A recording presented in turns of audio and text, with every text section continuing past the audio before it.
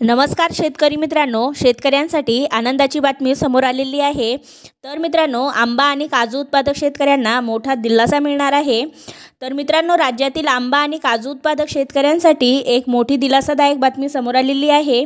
2025 मधील अतिवृष्टी आणि नैसर्गिक बदलांमुळे झालेल्या नुकसानाची दखल घेत राज्य शासनाने नुकसान भरपाई जाहीर केलेली आहे मित्रांनो। हो मित्रांनो, ही खरी बातमी आहे।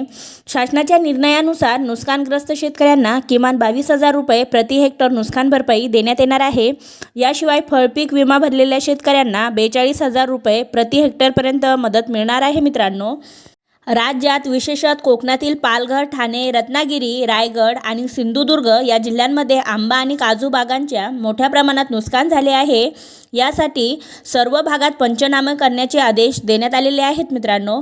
फळपीक विमा योजनेअंतर्गत कमी तापमान आणि जास्त तापमान या दोन्ही कारणांमुळे ट्रिगर लागू झाल्याने शेतकऱ्यांना अतिरिक्त मदतीचा लाभ मिळणार आहे।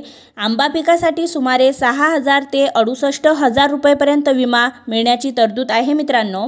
तसेच काजू पिकासाठी देखील दोन्ही ट्रिगर लागू झाले असून 16,800 ते 42,000 रुपये प्रति हेक्टरपर्यंत भरपाई मिळणार आहे।